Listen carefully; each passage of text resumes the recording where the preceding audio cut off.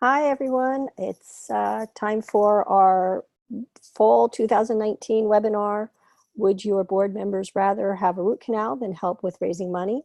Transitioning from the tin cup to the investment theory of fundraising with Dennis Miller. My name is Michelle Hickey. I'm very happy to welcome you today, and thank you for joining us. As you had seen on the screen before, if they aren't already, please make sure your webcam and your microphone are off. Dennis will be taking questions at the end of the program, so you can post your questions by clicking on the chat icon in your Zoom screen. And just know that if you have to pop off or so there's something you want to review again later, we will be circulating a recording of the webinar to participants later this week. So welcome again. I'm going to give a brief introduction of our speaker today. Dennis is a nationally known nonprofit leadership coach. He has more than 35 years of experience in the sector, and he's advised hundreds of nonprofit organizations on how to become the best that they can be. He's very passionate about his work. It focuses on the leadership aspects of nonprofits, board governance, executive leadership, and he's also a sought-after motivational speaker, retreat facilitator, leadership coach, and executive search consultant. So without further ado, I'm going to bring Dennis into our webinar. Dennis, Thank are you Michelle. there? I'm here, Michelle. Thank you very much. All right. I appreciate that. My colleague and partner of 15 years in business. I appreciate that. Hello, everybody. Interesting topic. Would your board rather have a root canal? I think all of you know that every nonprofit relies upon the philanthropic support of others to ensure the necessary resources to carry out your mission.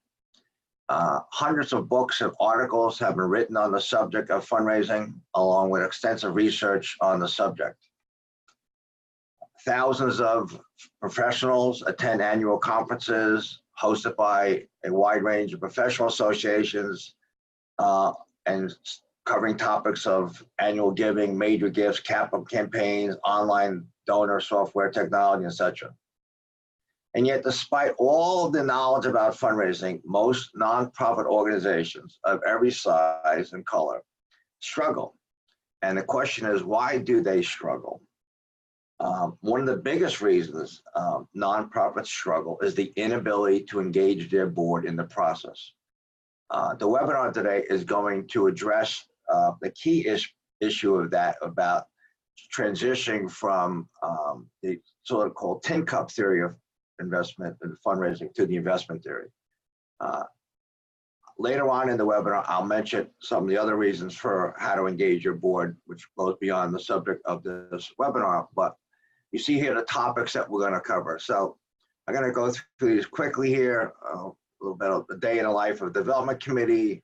I'd rather stick pins in my eyes and raise money, why people give, a little bit about the tin cup versus investment theory, characteristics of successful fundraising organizations, what I like to call how to avoid the fundraising Bermuda Triangle or the tri-partnership of fundraising, and then 3 questions every board member needs to answer. As Michelle indicated, I will take every question that you have for me later on in the webinar, and also for those of you that would rather ask a question privately, we will provide you with our email, and you can send me an email and we'll schedule a courtesy conference call with you at a time and day of your choosing here.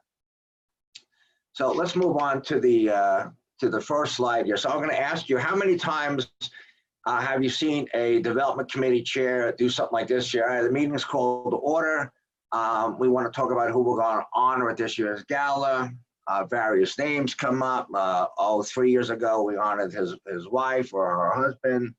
Who else can we honor? We bring some names up, and kind of no resolution, but we keep thinking about it. And someone says, who's going to chair the golf outing this year, and who's interested in serving the golf outing this year? And then someone says, geez, can we make any money on wine tasting? And can we raise any money, and what should we do with that?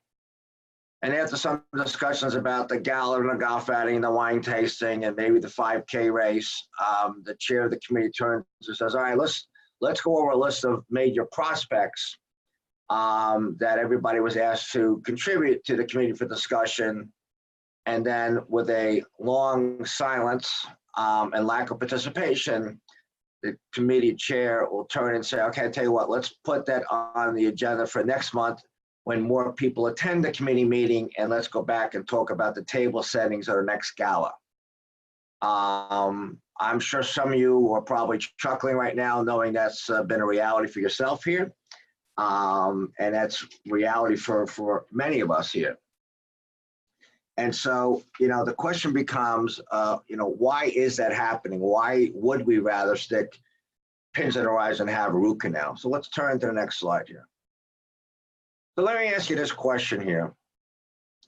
How many of you had, maybe a young boy or girl that is in T-ball league and, learning how to hit the ball off the tee and maybe moving on to the Little League world?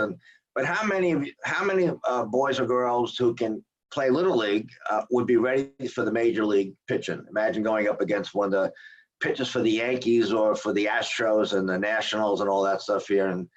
And so what would immediately happen? Well, I would think their confidence would be shattered. And the reason that most board members would rather stick pins in their eyes is because of two things. The fear of rejection is prominent, and it's an emotional reality that we all need to understand. And number two is that they lack the confidence to do this. I mean, regardless of the type of people that we bring onto our board, regardless if they are successful in the world of business, president of the local bank, a community leader, whatever their professional background is, it does not mean it translates into the world of fundraising, and be comfortable with it because they have little training, little knowledge, and it scares the bejesus out of them. So I'm going to make another analogy here and see if you'll get this one here. So asking our board members to be asking for money is the equivalent of this. Imagine you have an adult son or daughter, maybe late 20s, early 30s, and you think it's time for them to get married. And you say to them, sit down with them and says, Mom and I have had this long discussion. We think it's time for you to get married. So this weekend, we want you to go out to the mall and find someone to get married. And then look at you like, are you crazy? I said, no, find someone. So they go to the mall and they're walking past Nordstrom's or Macy's or some other store. Can you imagine the angst on their face when they're looking at someone who would I even approach? Now, of course, it's unrealistic. It's unexpected. I mean, of course, they'd be in a panic. That's how board members feel when we ask them to raise money. They don't have the confidence in this. They are afraid that someone's going to ask them. There's a whole range of emotions, yet we sometimes ignore that fact and we think, well, just because they're on our board, they know what to do, and they really don't. So we have to begin to address their level of self-confidence here. So before I turn to the next slide, I'm going to ask you a set of questions, and we will give you the answer in a second. I want you to think about this. Why do people give money? I want you to think about this for a second. Why do people give money? All right. We know, and you know, the number one reason someone gives money is because they've been asked. It's amazing, but that's the reason. They want to give. If you have the ability to give money, people enjoy giving money for the most part. Yes, they give to someone they trust and respect. They give someone they like. They want to make a difference in the world. They believe in your mission. Sometimes you say people give because of it's a tax write-off, and I think that's true, though, and we want it to continue to be that way. But there's two major reasons that I want to emphasize in this webinar that have been different over the past 5 to 10 years, certainly. And that certainly is the fact that people give to success, not to distress. The old days of telling, sort of the tin cup out there, give to us, so otherwise we're going to go out of business. We can't help anybody. You're going to go out of business. Number two with that, and it sounds like a play on words, but it's not, is that people will give to the needs of those you serve more than your organizational needs. So remember that when you are talking about, the need or your request for donations and giving, make sure it's addressed to those that you serve, not necessarily your own organizational needs like a theater or a building or things like that here. All right, so let's move on to the next slide, Michelle, if we can. So what do I mean by the tin cup theory of fundraising? Well, when I was a young boy, just a few years ago, actually, my mom, and I grew up in New Jersey, my mom occasionally would take me and my brothers on a bus into New York City and into the Port Authority to see the Radio City Christmas show. Now, this was back then, way before there was Ticketron and online and StubHub. And you literally, if you recall, and some of you probably do, you stood in line for about 4 hours to get a ticket to the next show. But who was outside of the Port Authority bus terminal was always this disheveled looking guy sitting on a cardboard box that had been opened up with a tin cup selling pencils. And for most of us, we consider raising money begging. It's like selling pencils. It's like, I need. It feels like a transaction you're giving to me. It feels very personal. And it's a reality that who in the world would want to be rejected at any level in life, let alone this. So it's a fear that people have, and we have to understand that and just realize that we can deal with that. So how do we change that mindset of that fear of rejection and the fear of transaction, asking someone because they may ask me? So let's move on to the next slide here. This had to be at least 15 years ago. When I started my firm about almost 16 years ago, I had a client that wanted a retreat or a workshop on raising money. And I said, just on raising money, not about governance, not about leadership, not about impact, just fundraising. And I remember asking them, and I remember their workshop was at a restaurant that the board chair owned, sort of an historic town setting. And I remember asking them, and I didn't know anybody on the board except one person knew my board member who had recommended me back at the time. And I asked them if they could tell me their top 2 achievements for the past year. Dead silence. A woman then said to me, and this is true, we did our budget on time. And I remember thinking to myself, boy, no one cares. And then another woman spoke up and says, we only spend 6% of our money on fundraising. And I'm like, wonderful. And I'm thinking to myself, these are their achievements. And I'm realizing, boy, this is going to be a long night with people that I don't know. And yet, the woman in the back of the room says, Dennis, we do a program called PALS, P-A-L-S. And I said, what is that? And she says, it stands for Peace, an Alternative Learning System. She says, we treat children who've been subjected to domestic violence and sexual assault. We treat them so they can trust people again and build relationships with their colleagues, their peers, parent surrogates. And I'm like, grand slam home run. What an achievement. Amazing. I said, how do you communicate that inside and outside to your stakeholders? I said, I remember the answer was clear as day. We kind of do a better job internally as we do externally. I said, well, the reason you're not raising any money is because you don't communicate your success.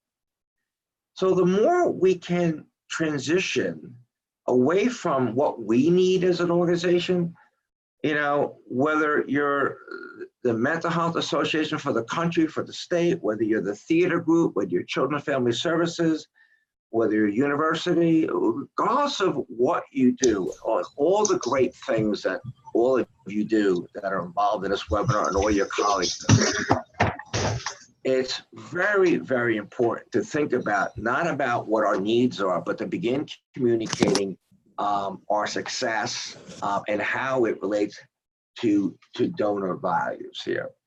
So I want to begin to emphasize and ask each of you to go back to your own organizations and ask yourselves the question, what have we achieved recently?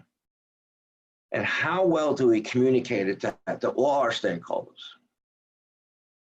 And how well does your organization discuss its success in the making the difference in the lives of those you serve? Let's stay with this for a second here.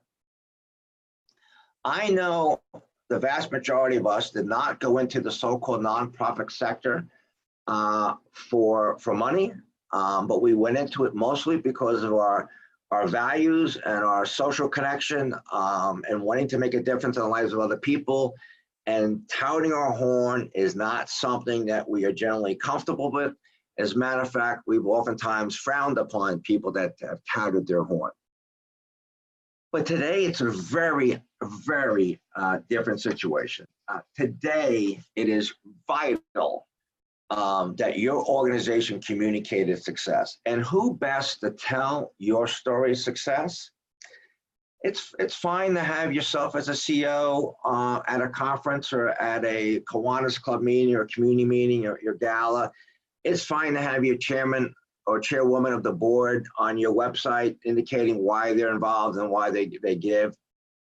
The more you can have those you serve, the more you can have those tell their story in person, on your website, in your notes, the more people can hear from them, the more likely you are to connect with other people. That it becomes the investment theory of philanthropy. Let's move to the next. So I often ask people, and Janice wrote a wonderful book years ago, and about the characteristics of fundraising, and that one of the key questions you'd ask yourselves is, what are the characteristics of other organizations that have been successful at raising money? And when you tell people that one of the biggest their characteristics was a sense of integrity, people are surprised. Well, so we have integrity. Exactly. They have passion. We have passion. Fine. They have a constant quest for excellence. They have a constant quest to improve who they are, who they serve, how they do it, engaging their board. They have an inspiring vision. They're mobilized by it. They feel that they want to give that extra inch every single day because of that. Their vision to transform lives and touch people is important. They are strategic thinkers. They have effective board governance. They understand what that is. It's really important that they have positive attitudes, not, we tried it once 6 years ago, it didn't work. We tried it once, it cost too much money, we didn't any bad about it. So, we tried it, negative thing. And obviously they're all involved in cultivating relationships because not only it's their responsibility, but because they believe in the success of what the organization does. It's about those they serve, not about them. So they take the time out of their lives when everybody would rather at times be home, watching TV, having dinner, whatever. But spending the time cultivating potential relationships and being part of that solicitation process, we're going to come back to. And more than anything else, successful fundraising organizations, the one major characteristic is that they create an organization worthy of a gift. And I think that's a great question to ask yourselves is, are we creating an organization worthy of a gift? Next. So the course I used to teach, I created years ago a leadership and governance and philanthropy program at a major university here in New Jersey, actually was Fairleigh Dickinson, and how to avoid the fundraising Bermuda Triangle. And so the flip side of that is how to create a build a tribe partnership here between the CEO, a development officer, and a board and the board. I don't want to turn the slide just yet. I want to ask you this question. On average, how long do you think that the average tenure is for a chief development officer in the United States? How long do you think the average chief development officer stays at one organization in the United States? Well, certainly we know we have some that say 10 years or more and some less, but the average is about 18 months and 2 years. And why is that? Okay, why is that? It's because they they come on board with a certain set of expectations that they believe that I'm going to be getting help from my CEO and from my board, and the board turns around and says, well, is Jane or Joe yet raising any money? And they don't think they have any role to it. So what are the roles and responsibilities of this tri-partnership? Let's turn to the next slide. So the CEO, whether you call him executive director, chief executive officer, president, what's the role of that position here? They should be your chief sales officer. They should be your chief external officer. They should be one who is constantly building your brand, constantly communicating your success, constantly talking about the impact you're having in your organization, constantly building relationships and seeking new relationships, being your chief communicator. I mean, if no one else is going to tout your horn, it's a role that you need to do. Being the chief cultivator, being a chief solicitor. The role of the CEO is an extremely important role if you want to have a really effective ability to raise money. Now, before we turn to the next slide, there are many, many CEOs who just do not like that role at all. I know personally, there's some who are great. They don't like the idea of marketing. They don't like the idea of asking for money. And I'm going to tell them that I get it, but the idea of running a nonprofit just based upon the public funding you get, either from the federal government, the state, the county, city, or any other format, is slim and none. And it's a role, since I own an executive search firm and we do a lot of search work in the nonprofit world, it is a role that boards are seeking as someone who can help build that brand, build that relationship. Next. So what's the role of the chief development officer? What is his or her role? Well, one is to make sure that they are building a comprehensive and diversified plan. Certainly everybody's familiar with that. There's an annual appeal that people get, and hopefully board members may sign a little acknowledgement letter, but it's not some massive wording content. It's mostly maybe a picture or two about somebody special in the organization that's being cared for, and you hope they will give, whether it's to the holiday season or to Valentine's Day or Mother's Day or whatever the season is. They're also building and writing and informing and educating the whole board and organization about a case for support. Why you? What is it about your organization that's created that you're valuable to receive a gift, and how and why will you use those funds? For every dollar given, how will you use that?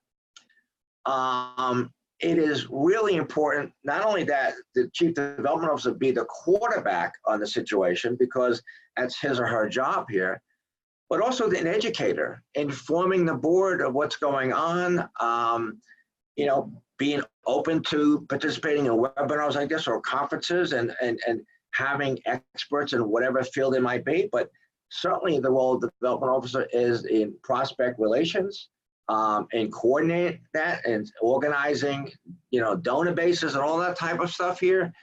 Certainly being a solicitor, he or she should be the one out there with the CEO, making most of the ask, and I'm going to come to the board in a second, and certainly to acknowledge. I mean, it's amazing to me how many people just get a gift of any size and there's no acknowledgement. I just find it mind-boggling.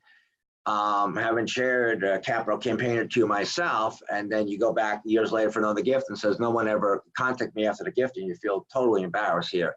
So the role of the chief development officer is sort of the spirit, the core, is building the plan, organizing everything, and making sure, though, that your CEO and your board is part of this partnership. So let's turn to the board. Now, one of the things you get all the time is, I want my board to ask money. I want my board to ask for money. And here's what I'm going to address to that. I don't want my board, and I don't recommend your board asking anybody for money. That's different from asking for sponsorships for your events. That's appropriate. Asking for a sponsorship is fine. But the reason I don't want them asking for money is because they're not trained enough, unless they really are and really experienced in asking for money, because they're going to ask either for too little or they're going to accept too little. Okay. The role of the board is to be an ambassador. They should have your organizational pin on the lapel, on their LinkedIn profile, they should have all your organization on it. They should be in their clubs or business organizations, proudly letting people know that they're a part of you. It's amazing that that sometimes people don't even list their board members on their website. I mean, it's certainly, you're not going to list personal information or phone numbers for them, but let people know who's serving on your board is a must. The role of the board is to be the communicator and personalized outreach. But before we get into too much more of this, I want to say this. Here's what I want to recommend every board to do. And I'm going to just make it simple. Assuming you have 10 members on your board. Some of you have 15, some of you have 8, some of you got 25. I want it to be known up front when someone comes onto the board. Clearly, they need to know what their expectations are. And since we do a lot of board work and board training and board retreats, and it's part of our search and everything else here, it is amazing how many board members, as bright as they are, say, no one ever told me what they expected, what my role was. I want my board members to be able to identify for me three to five prospects, either individuals, a foundation, a corporation, or a family. 3 to 5. So now if I have 10 board members, I have the possibility of 30 contacts that we can use to begin the process of cultivation. It's a long process. It's not a transaction. It doesn't happen overnight. But now, instead of feeling by myself as a development officer and after a year or two decide to leave the organization, which many people do, I now feel I've got support of the board to be able to begin to cultivate relationships with those 30 people. Certainly, the board should be a participator in special events. Not everyone. Some people rely so much on special events, it's impossible to have every board member at every one of your golf outings, your galas, your wine tastings, but clearly they need to participate. You want them with personalized outreach. We talked about a wealth identifier. Sometimes it's as simple as just knowing the job they have or their home, or if there's certainly a big indicator, the easy one, if someone gives to a political campaign, it generally speaks identifying wealth. A giver themselves, it's amazing organizations. I'm not certainly naming names that we're involved in now, and board members have no expectation of giving. It's mind-boggling. It's like, oh yeah, come on board. You don't have to raise any money. Well, that's not the whole part of it here. And again, the role of the board is stewardship. I don't know how many of you have ever had a stewardship night. But a stewardship night is when each board member gets maybe 5, but no more than 10 names of people, their address and phone numbers. And it's well scripted ahead of time. It's not just, and you call people up and just want to thank them for the contribution they made.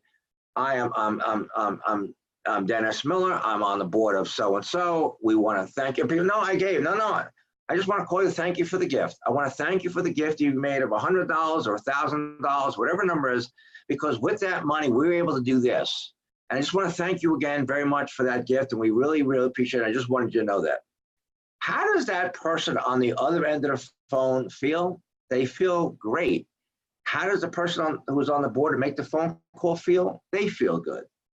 The whole process of moving from the tin cup theory to the investment theory, the whole concept of avoiding the feeling like I'd rather have a root canal is 2 things. Is understanding that it's not about me, it's about those we serve. Those you serve will probably never even know who you are. They'll never be able to identify you. You do this as a volunteer. So you're giving for someone else. But the biggest reason that we have to work on is building people's self-confidence. And I believe that is crucial. I know myself as a youngster, when I didn't have confidence in something, I didn't do well. When I practiced and trained, I did much better. That's how we all exist in life. And so to make the transition from the tin cup theory to the investment theory is understanding the emotional angst that board members have because we're asking them to ask someone for money. And it's like asking me to go in to do neurosurgery. I just don't know how to do it. I knew how to hire the neurosurgeons. I was the president of medical staff. I knew how to get them paid. I knew how to recruit them, but I didn't know how to go in and operate, nor would I. And so if we understand the role of the board, the role of the CEO, the role of development office, that it's a partnership. It's not by the way, development is not a department. It's not like down the end of the hall, finance is on your left, quality assurance on the right, and the last door on the right is development office. Development is a culture that needs to be permeating the entire organization. And so when you and your boards understand about the achievements you have, the impact you're having, and you can tell that story over and over again, and you can bring people into your boardroom that have experienced that, and when you can put people onto your website and they can tell their story, when you bring people that you've impacted to your gala, they can tell their story. Now you're going to start be able to get people to invest in your success, eliminate the tin cup theory. You're no longer going to worry about root canal, and you'll be on your way to growing your donors and growing your dollars in the appropriate way. And that is the topic in the conference for the webinar today. I think, Michelle, right now, we will certainly, and these are, these are 3 questions I want everybody to think about for yourselves, but I want you to think about for your organization. And certainly you're going to get a recording of the webinar and maybe, show it and play it for members of your board here. But here's the 3 questions. What's the value we provide to our community? What's the value you provide? What are our top achievements? And why is our organization worthy of a gift? I would even go this far. I would recommend a shocker. I would think about starting your next board meeting with something like this. I want to call the meeting to order, approval for the last month's meetings or last year's meetings, whatever it was, all in favor, say aye. Today, the first item on our agenda is we're going to talk about what do you think the value is to the community that we provide here? How about that? Not just getting updates and reports, not just getting finance update, gala update, programs update. What's the value we're providing? Whether it's a national organization, a statewide, or a local. And what are your achievements? Think about it. I know all the world wants outcomes, but talk about achievements. It's clear. What are your achievements? And why are you worthy of a gift? Now, one of the things I mentioned early on is that the idea of how do you build boards? Self-confidence is a crucial issue to engage in your board. There's a whole lot of other reasons. Now, our next webinar is going to be about how do you measure the level of engagement and motivation of your board. I always like to say good boards evaluate their CEO and great boards evaluate themselves. I think that will be part of it. And I also want to move on to the topic of our course to let you know is that, and everybody will be notified soon about our new online course, which is how to become a high-performing nonprofit board. It's a course that you and your board members take online on your laptop, on your personal computer, on your phone or tablet. So it has a running time of an intensive hour. There's 6 modules, includes a course workbook, and boards have been using this course for covering a particular topic at every board meeting and have a discussion. And so, Michelle, let's talk about some of the topics that are there. And I'm not going to read them all, but you can see that becoming a high-performing board certainly involves philanthropy, absolutely involves the board's role in philanthropy. But they need to understand what are the characteristics, what does it mean to be a high-performing board? What do we do compared to what other boards do? What's the role and responsibility of a chair? There's a lot of issues, as you know, with board succession planning. What characterizes a high-performing chair goes into extensive thing about best practice of board recruitment, reappointment. So it's more than just recruiting who you know, but recruiting who you need. It's about the positive and inspirational vision you need. It's about how is a board or your organization increasing your nonprofit stock price, which was a term I created. We just talked about fundraising organizations and addressing difficult behavior and board performance here. So in summary here, I thank you for participating today. And before we get to my books there, is that I was very fortunate to be a young 37-year-old CEO and president of a medical center, another foundation at the age of 49, and had to raise a lot of money. And I was a board chair of a private college prep school, and I had no training and didn't read any books, but we've raised a lot of money. And I've taken those skills, and what we did was in breaking it down to a few core principles that I know that most of you deal with. And I hope that you will no longer be having board members say, I'd rather have a root canal. So we're going to open up for questions, and we'll see what we have here, Michelle, and just read them to me or show them to me. Dennis, one question that came up has to do with development committees. Should a nonprofit organization have a separate development committee? And if the answer is yes, how big should it be? How often should it meet? What are your thoughts? Okay, good question. I think they should, but let me put this here. Sometimes organizations have a separate foundation, and sometimes, the nonprofit has the organization a separate foundation, and sometimes they have a development committee. The answer is yes, they should have a development committee, and it should be, because it's similar to doing the work of a finance committee. It's focusing on it. However, having a development committee does not relieve the rest of the board member responsibility to actively participate, including making a gift of whatever ability you can make, okay? So whether it's, you can give a $10 gift or you can give a $1,000 gift, but I do believe there should be a development committee. And I think, by the way, this is a committee that you can put non-board members on. If you got people in your community that they can help you, they can certainly serve on any committee, but this would be an ideal committee. There are a lot of organizations that have a foundation, and sometimes what happens is then the board turns around and says, good, we have a foundation, we don't have to do that. And I often recommend keep your foundation as a legal entity, but move it into a development committee of the board. But the answer is absolutely. I think you should have a development committee, a focus on development, yes. Okay, a continuation of that, someone's asking, what should the expectation be of the chair of the fundraising committee? Yeah, well, the chair should obviously be an inspirational leader, have made a gift themselves of whatever proportion they can. Again, it really depends upon the organization. And, a lot of people on the board can't, but they should be a giver, and they should be respected, and they should certainly be someone who can encourage and rally the troops. This should not ever be about, constantly reminding your board about their roles and responsibility with fundraising is the equivalency of reminding your kids to clean their room. Now, my kids have grown in and out of the house, but it didn't work. I don't recall with my wife and I telling the kids to clean the room. After a while, the pizza boxes would build up until they can't breathe and they would empty themselves here. It's not about drilling down to them roles and responsibilities, though that should be explained up front way before you get on the board, which is not happening. Often it's not happening. But clearly the board, the chair of the committee should obviously be someone that inspires other people. It should be a role model. Should be a role model. And work closely with your development officer and your CEO.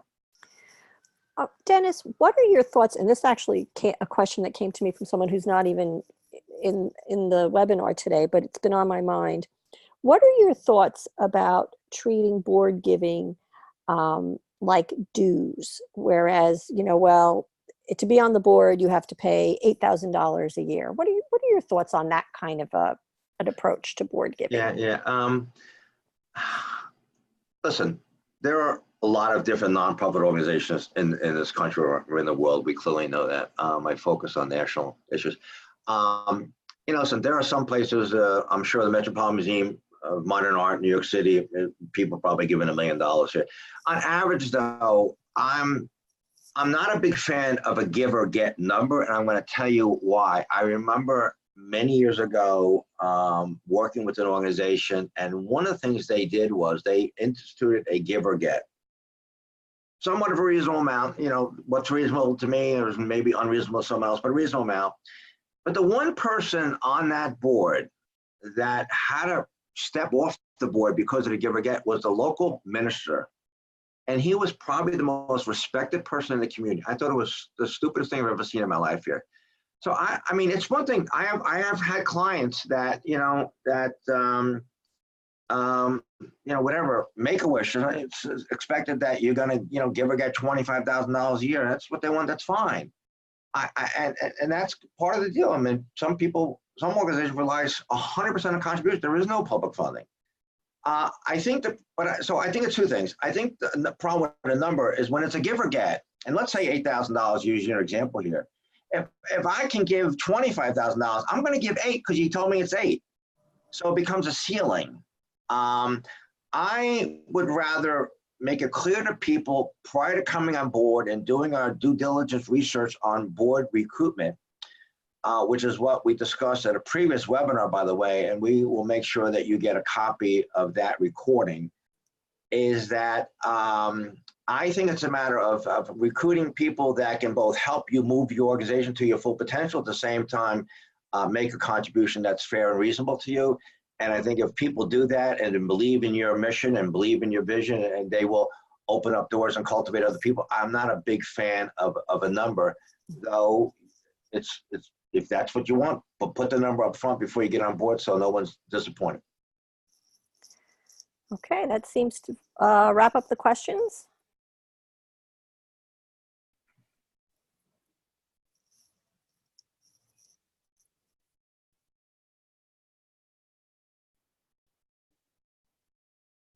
Dennis, are you still with us?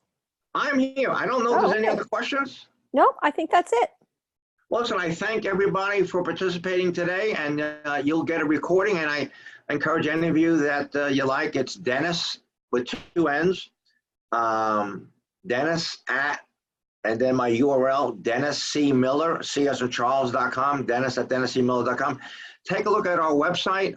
There's a lot of free information on board and leadership, and there's a lot of help with anything, webinars, articles, blogs.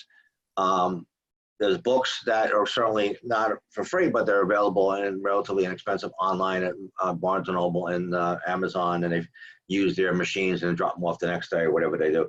And we appreciate that, and look forward to all of you, and I thank you so much. Okay, thanks for joining, everyone.